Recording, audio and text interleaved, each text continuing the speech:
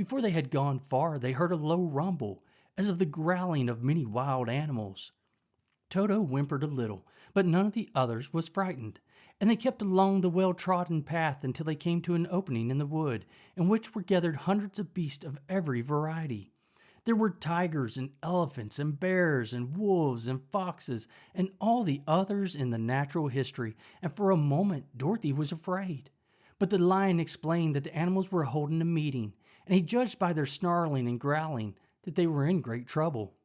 As he spoke, several of the beasts caught sight of him, and at once the great assemblage hushed as if by magic. The biggest of the tigers came up to the lion and bowed, saying, "Welcome, O King of Beasts. You have come in good time to fight our enemy and bring peace to all the animals of the forest once more." "What is your trouble?" asked the lion quietly. "We are all threatened," answered the tiger, "by a fierce enemy which has lately come into this forest. It is a most tremendous monster, like a great spider, with a body as big as an elephant and legs as long as tree trunks.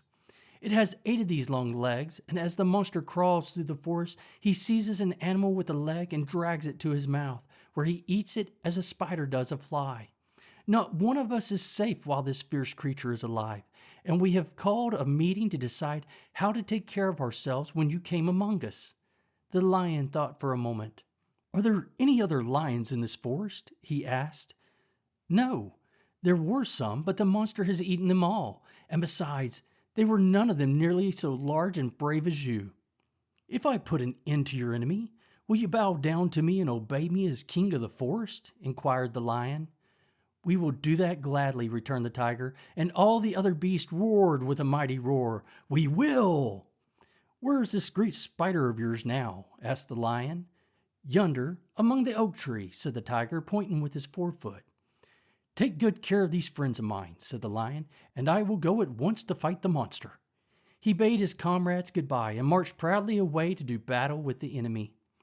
The great spider was lying asleep when the lion found him, and it looked so ugly that its foes turned up his nose in disgust.